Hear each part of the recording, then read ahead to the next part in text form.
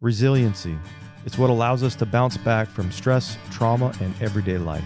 Going into what happened and the details and why does this bother you? Anger was my go-to emotion. There's always been like a big portion of me that never left ground zero. What if you could part ways with your trauma or your post-traumatic stress or anxiety and sleep better, engage more authentically with your family, thrive at work and school, and do it all with the help of a process that does not require you to relive or retell a painful past? This sounded crazy. There's no way that this could get rid of PTSD, and it absolutely did. This process takes 2 hours to give you your life back. Is that not worth a shot? I don't get angry like I used to. I don't react to the situation as straight to the jugular every time somebody makes me upset anymore. I'm in the moment with my children now, 100%. You are listening to Resiliency Radio. Hello, this is Dan Jarvis with Resiliency Radio. I am honored to have a special guest here. The gentleman is Johnny Walker.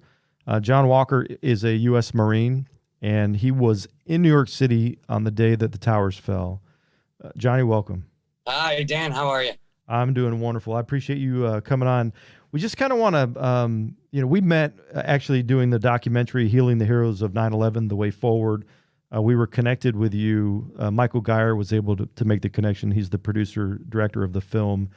And when you were originally, presented with the idea, what was kind of going through your mind? I actually said no.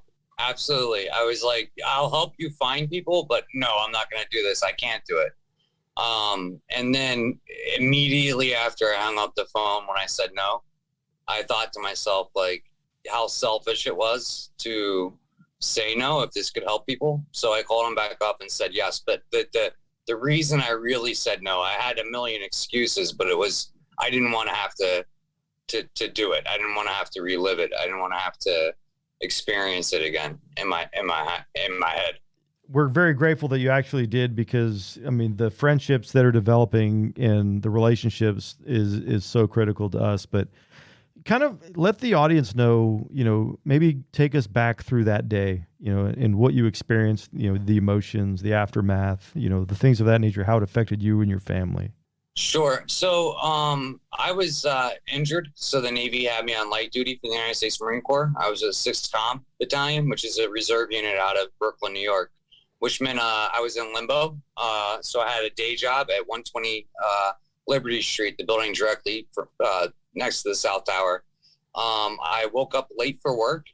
The guy that worked for me called me up and asked if he should still go in. And he's like, a plane hit the building. And I was running late, so I didn't even turn on the news. I'm like, yeah, sure. It's New York City. They'll have it cleaned up by the time we get there. So I get to the Staten Island ferry. I live in Staten Island. I got to the ferry. I saw it. I called him. I was like, dude, I think maybe stay home. And then that's when the second plane hit. My wife called me, and this is back in the day when you had the flip phones that, there weren't even cameras on your cell phone. My wife lived only a few blocks away. She was a student at Pace University at the William Street dorms. And she called me, and she's, panicking. Her roommates were there. I'm telling her, get down. I'm going to try to get to you. Then they turned the ferry around and wouldn't let me go in. So later that night, I got a call from the platoon sergeant. My unit was supposed to set up a morgue at the Staten Island Yankee Stadium. No bodies were coming in. And I had a friend of mine who was in the National Guard who was like, hey, Johnny, I'm going in. Do you want to come? And I was like, yeah, let's go. I grabbed my military ID. Went down the Staten Island ferry, and I went in. I'll back up a little bit. I watched the towers collapse with my own eyes from the Staten Island ferry. It's a direct view right at the towers while I was on the phone with my girlfriend, who's my wife now. And all I could hear is screaming. And once the second tower fell, all of the cell phone services went out, and I could see the debris just cover her building. The fire department literally had to dig her entrance out and get the people out of the building. She made it to Brooklyn. I thought she was dead. I had no idea. So I went back in that night. We walked from South Ferry, which is the Manhattan side of the Staten Island ferry, it started out with just paper floating in the sky and dust and an army of ambulances. I saw the roll call of the firemen that just weren't there. And then when I finally made it up through 5 Points and I took a left on over by the church where the Burger King is, and I could see the building. When I got there, the sun had already set, and the iron sticking out was like a light bulb filament. It was still so hot. On my way there, it was eerie, but I still had in my heart, like, come on, let's go. We're going to save somebody. We're going to get somebody. I eventually made it to the Burger King, which is on the corner. They had a little makeshift command center set up. And I was like, listen, here's my military ID. I've got, I'm a Marine. I brought some of my Marine Corps gear with me, my med kit, which I don't think is technically legal, but I did. The Marine Corps can NJP me all they want. I got a DD-14. I'm a civilian now. So they were like, really all we need help with is finding and recovering body parts. It wasn't even bodies. They're still trying to find intact bodies when I was there. So it was basically, and before I would never be able to say this, still get emotional, but it's a proper emotion. It's sad. All it was left was like charred parts and hamburger meat. Basically is what you were looking at, when you would just try to dig it out from the area and then let the firemen and police officers know, hey, here's a pile.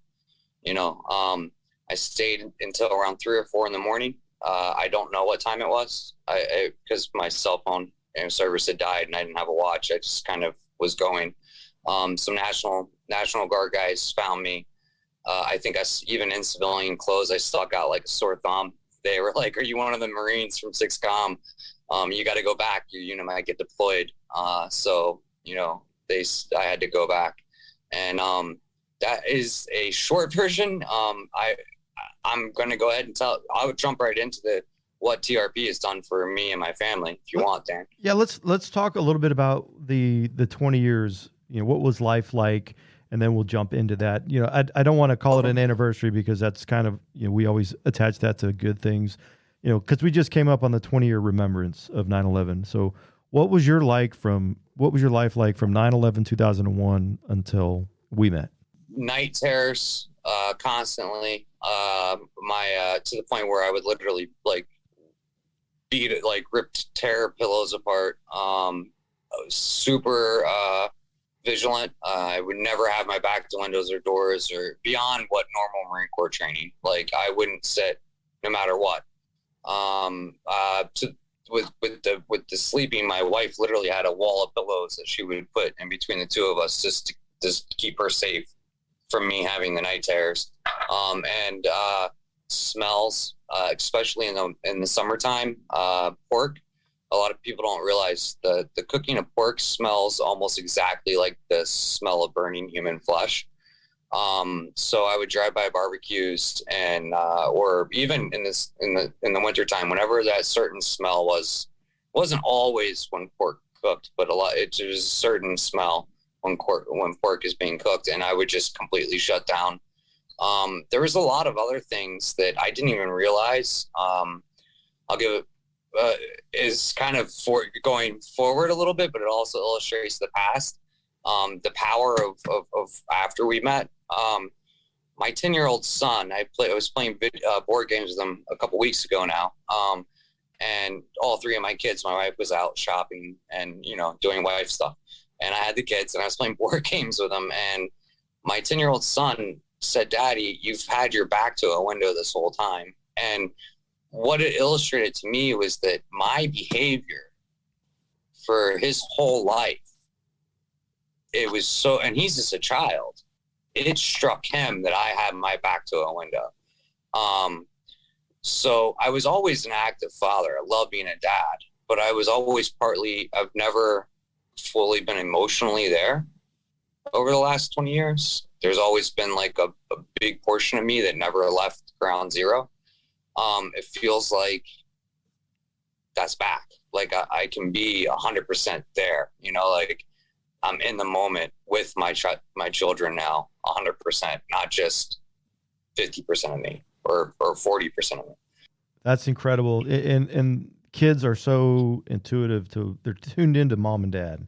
So the fact that your 10-year-old knew, Dad, you got your back to the window, he was probably shocked. You know, it's like, so we interviewed you, we captured your story, extremely powerful. I mean, like you can't help but get emotional when you watch it. And then we did the work off camera. You worked with Joe Niagara and myself. You know, tell me about your experience with going through the TRP. Number one, it's life-changing. Number two, it was 10 million times easier than I was expecting. I didn't, wasn't uncomfortable. It wasn't like I'll say this. It is, I was in tears, but not in tears of pain or suffering, but in tears of relief afterwards. And, I've seen it also and my wife did it. You guys provided it for my wife because she was there that day. My father, who is a Vietnam veteran, he was a radio operator for Forward Observer for 312 in 1967. Spent 260 plus days constant in combat. He did it, and I just got off the phone with him, and he's a new man. It's like I've never a dad I never met before. It's so that my experience is more than just my personal experience. I've seen it around me. And I've sent you guys a lot of my friends as well, some Marines, and they're all just blown away. I'll quote my father. My father said to me, I think 2 days ago, literally only a few days after doing TRP, he said, it's like I had that radio with the antenna with the target on my back for 50 years. And I finally took the radio off and left it in the damn jungle. And that's the way he feels. And today I talked to him, and he's even better. It's like every day that goes by gets better. You know, you don't realize it happening. And a few weeks out, that's when you really realize it. Especially I haven't had road rage. And I don't get angry like I used to. I don't react to the situation as, straight to the jugular every time somebody makes me upset anymore. You just feel more at peace and calm, comfortable in your own skin. Wow. I get emotional, cause I had the honor of working with your dad, and his story was just, he's a verbal processor. So he wanted to tell the story, and I let him. And I was like, holy cow, lone survivor doesn't have anything on his story. His story, what he went through and endured. And eventually I would love to do a podcast with your old man and let him tell the story. But to be able to put families back together, it's probably one of the biggest honors of my life, because it's not just us as the veterans, it's the spouses, it's the kids, the children who are subject to our trauma. It's mind-boggling. And I thank you for sharing this story. And, what would you tell to that Marine out there right now that's struggling, that's sitting on the fence, struggling with PTSD, struggling with anxiety, with anger problems? What would you tell them? All right. So veteran and Marine, I'm glad you said Marine, because we're a special breed, and we're harder than the rest. I would say prove us wrong. You want to get a Marine to motivate it? Prove us wrong. Prove it wrong. Give it a shot. It's an hour and a half hour. Prove it wrong. That's what I would say, because you're gonna walk away a new man, or woman. All right, you heard it right there. Just prove us wrong. Marines out there, that if you're struggling, we have Marine coaches for that specific reason, so we can connect them with other Marines. Because it seems like the majority of the Marines want to work with other Marines. And that's really what our processes are about, are the ability to build rapport. And who better to walk through the process than a brother or sister Marine, Right. Johnny, thank you for sharing your story. Thank you for your time. I know you got to pick up your kids from school. I am very blessed to have had the opportunity to meet you. I'm blessed to have had the opportunity to work with your dad. He's phenomenal. And thanks, man.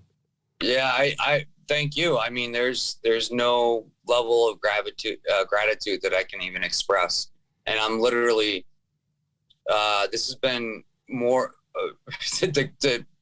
one of the biggest phone calls in my life is when I called Michael back and said yes and got introduced to you guys. I have seen so much change in my direct, immediate family, as well as friends and their families. Already, it's just, there's no words to even describe it. And it's, I think one last thing we would definitely be remiss is that this is very generational, Dan.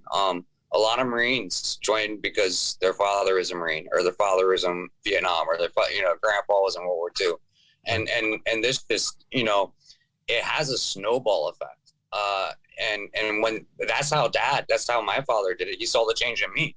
He was like, "Holy cow, it's like a different Johnny." Like, if it can change him, maybe he can change me. Maybe he can help me.